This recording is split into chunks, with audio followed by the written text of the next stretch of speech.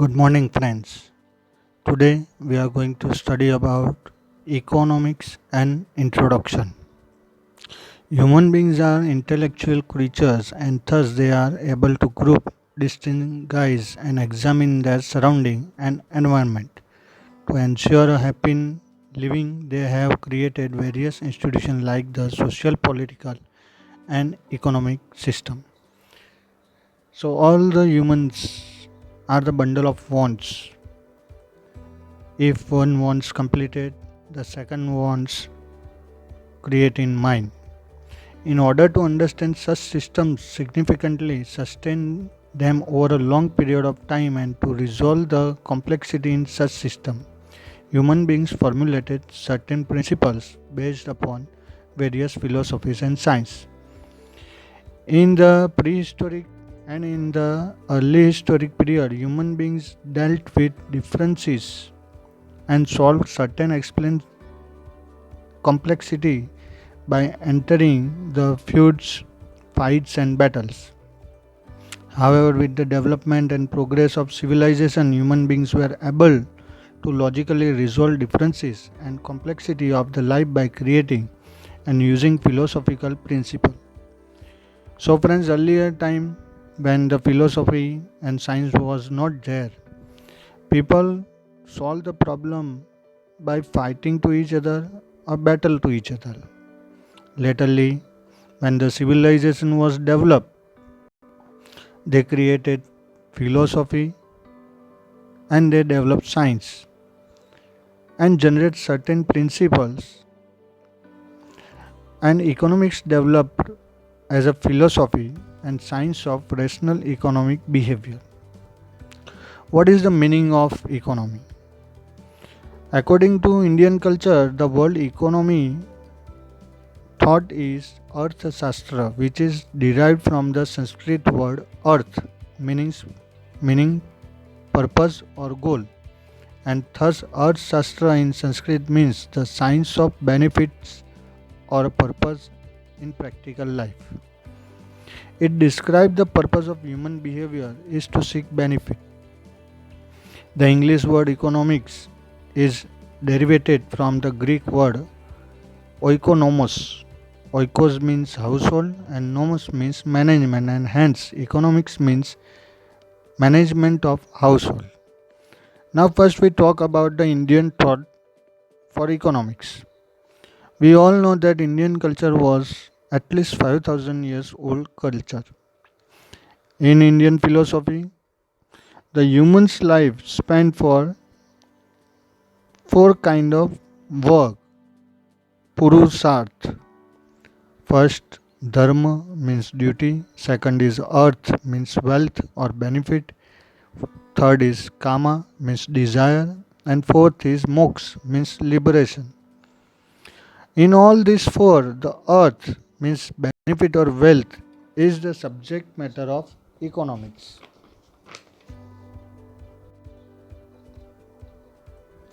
According to Indian culture, an activity done with the purpose of obtaining some benefit is called an economic activity, and in this,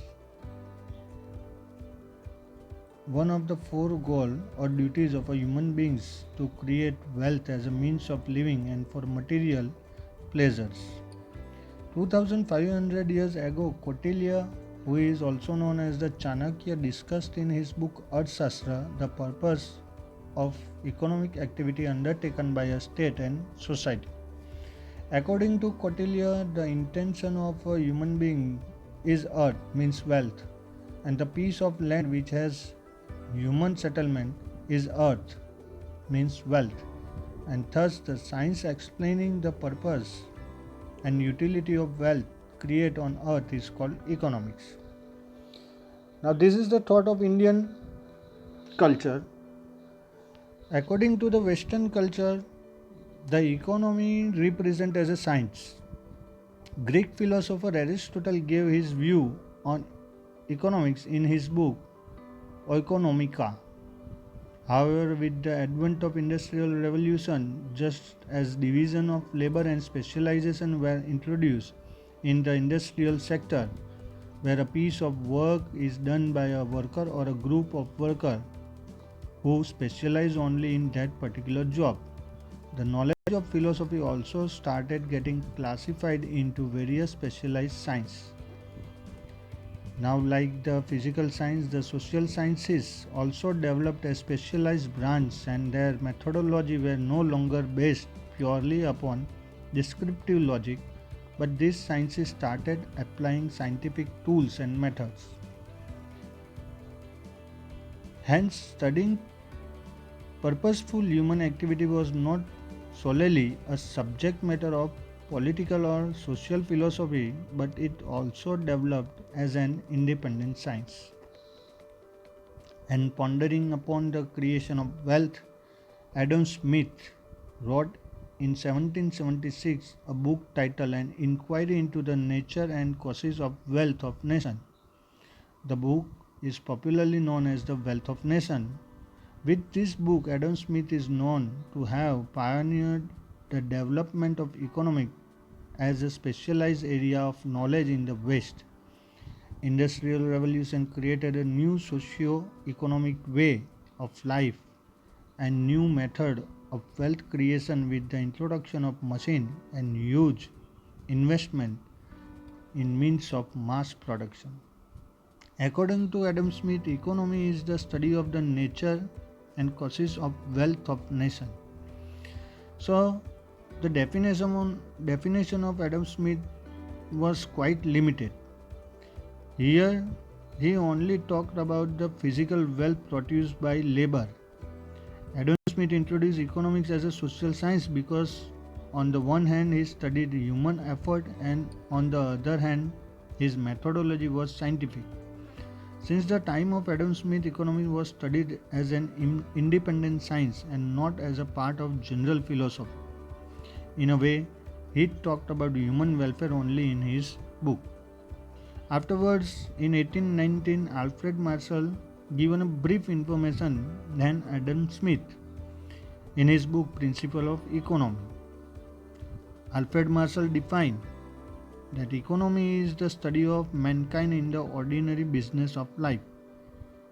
It implies that in everyday life people usually seek material well-being. Thus, this definition identifies economy as the study of everyday activity of human beings and seek to explain how well-being is attained from material consumption. This definition is narrow as it talks only about material consumption or material well-being. Yet it is important as it keeps human well-being at the center of human activity. Then after Lionel Robbins, he described more scientifically the economics.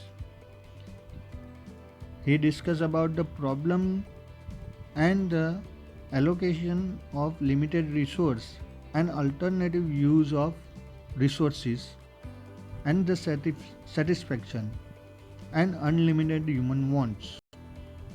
Hence in 1931 Lionel Robinson in his book Nature and Significance of Economy gave the following definition. Economy is the science which studies human behavior as a relationship between ends and scarce means which have alternative use. According to Robbins, economy is a positive science and does not prescribe how things should be.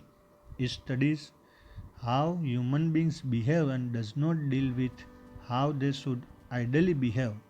Hence, economy does not deal with norms and thus is not a normative science.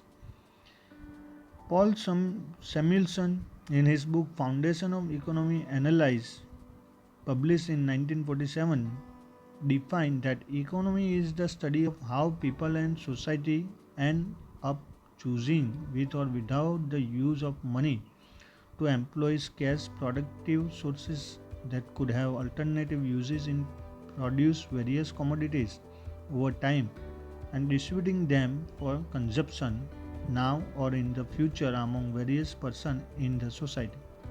It analyzes cost and benefit of improving pattern of resource allocation. And Samuelson talks about choice, allocation of scarce resources, and evaluation of cost and defined of doing so. All definition in a way commonly point out the economic studies human behavior is positive in nature, adopts scientific method and methodology, and thus it is social science.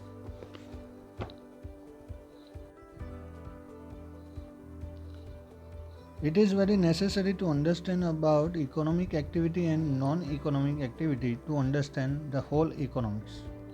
Most human beings perform several activities during a day. They meet friends, spend time in shops, engage in political discussion, watch television and films, and do much more. But all activities are not the subject matter of economics. Economics studies only economic activity. Hence, it is important to understand the meaning of economic activity. So, what is called economic activity? So, the activity performed with the purpose of getting economic benefit in the form of income involving exchange of goods, service, and or factors as well as involving cost is called economic activity. So, in simple term, whatever the activity you are doing, by that if you are generating money or any other kind of good or service, then that activity is called economic activity. Work. The definition of work given different as per the different subject. In science, if the things move from the place, then only it is called the work is done. But in economy, it is not enough. If you are carrying a glass of water for 1 hour and if you are not generating any money or other kind of benefit, then economics says that work is not done. Important aspects about the economic activity pertain to purpose of making economic gain, satisfaction of some wants, and involvement of action and cost. Some examples of economics activities are eating in a restaurant. This satisfies need by incurring expense. Second, watching a movie in a theater. It incur expense to get entertainment. Work in one's own farm to exert labor and get output. And get employed in a school to teach, provide service, and get a salary. The human requirement are plenty. Activities for fulfillment of a requirement through a transaction which involves cost and benefits on both sides is called an economic activity. It is very necessary that cost and benefits involve both sides. Farmer, lawyer, teacher, actors, governments, all are performing economic activity.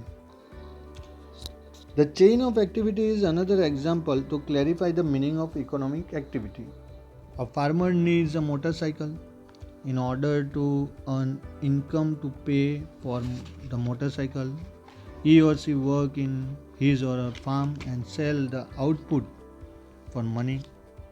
The seller of motorcycle who earns money by selling the motorcycle spends is to fulfill some other wants.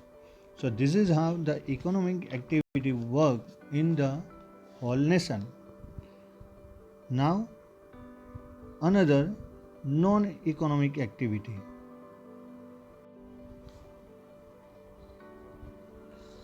What is called non-economic activity? So the activity which is performed without the specific purpose of obtaining economic gain is called non-economic activity. It does not involve exchange of benefits on both sides of the transaction. For example, charitable activity or activities which are done out of love, affection, compassion, etc. These activities involve cost, but these costs are not incurred to get monetary or financial benefit in exchange. According to the factors or the criteria, the economy is divided into two types. First is microeconomy and another is macroeconomy. Economic analysis is done to study individual economy units as well as to study the economy as a whole.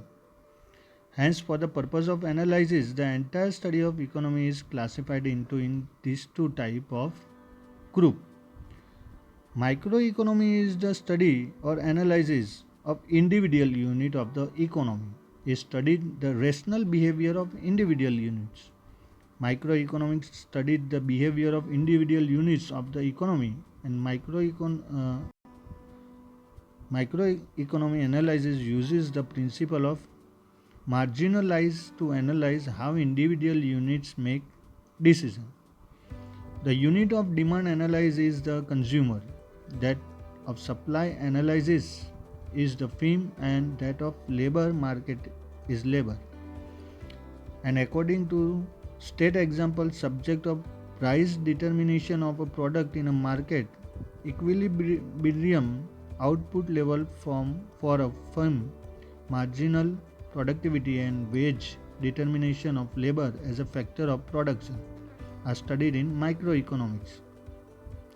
Microeconomics has set scientific principles showing behavior of individual units. Means microeconomics studied the individual. Microeconomics studies issues which emerge from the entire economic setup and impact the entire economic setup. For example, determination of national income, unemployment, poverty, growth rate, and demographic profile of population are topics studied under macroeconomics. Macroeconomics analysis has helped to give principle for resource management to increase national income, reduce unemployment, poverty, inflation, and so on. However, the behavior of individual economic units impact the macroeconomic parameters, and the macroeconomic parameters impact the decision of individual economic unit. It means that microeconomy effect to macroeconomy and macroeconomy effect to microeconomy. Individual effect to whole and whole effect to individual. This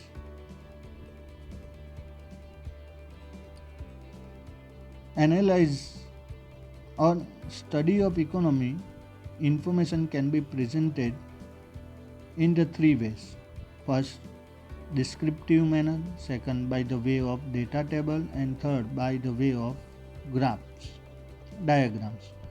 For instance, the description of relation between price of a commodity and its demand is stated as when price of commodity falls, its demand expands and vice versa.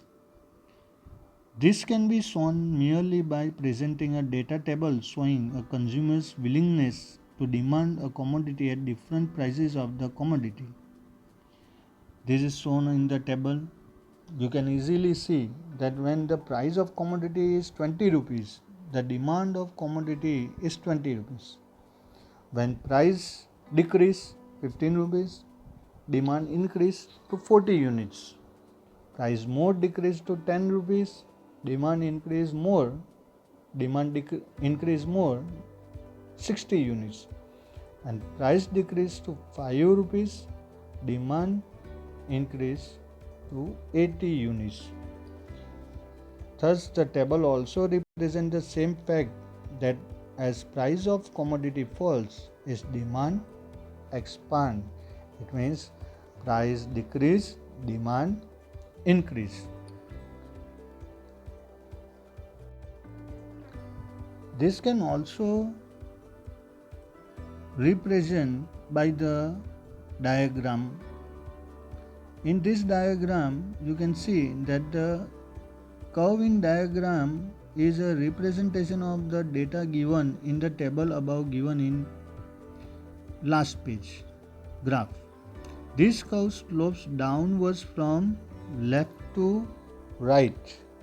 You can see very easily into the page that the line runs from left to right side. This showing that when variable on y-axis, which is price, variable on y-axis, which is given in the left side as a price of the commodity in rupees, falls the variable on x-axis in a downside, which is demand for the commodity in units, extends. Economics studies relationship between various economic parameters, and hence a cause effect relationship can be expressed by way of such graphs diagram. Now, what is the importance of statistical information? The importance of statistical information in economics can be stated as under. First, statistical information supports or confirms a principle. Philosophy of economy observe human behaviors and scientific tools in economics establish principles and theories. To test the validity of such theories in real life at different times and places, information from real life activity at such different times and places is necessary. Such information can be collected and presented in quantitative terms with the help of statistic tools. For example, statistical data on rainfall and agriculture production in a region at one time or at different times helps to understand the cause, effect relationship between rainfall and agriculture production which economic theory has already established. Likewise, data on price of a commodity and its demand can help to confirm the theoretical relationship established by economics between the two. Second, give an idea about the changing trade of economic parameters. With the help of economic data, we can obtain an idea of the direction and magnitude of change in economic parameter. For example, we can know how sales revenue of a particular firm is changing, or we can know the trend of employment in a nation, or we can know the trend of production in different sector of an economy. For instance, we can say that share of agriculture is falling in national income or supply of money is rising in the economy. Such data helps individual units to make appropriate decisions to increase their benefits and help the government in making appropriate economic policies. Third, to make comparative study easy. If appropriate statistical data are obtained, then comparison of a parameter over different time period across region and across nation can be made. For example, we can compare growth rate of India's national income between 1951 and 2015. We can also compare India's macroeconomic parameters like per capita income, inflation, etc. with those of other countries like USA, UK, China, etc. For to make precise presentation of fact. Sometimes facts about economic parameter can be represented more clearly with the help of statistical data and graph.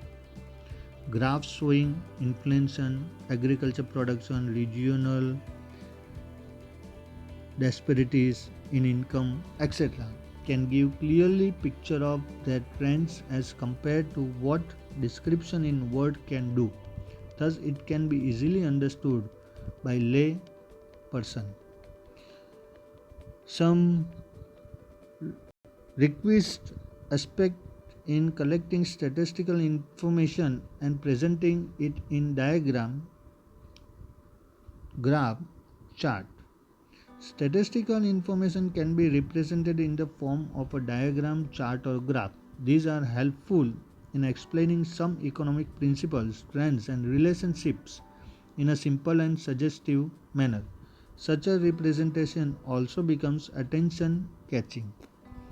While constructing such diagram, the following principles must be carefully considered.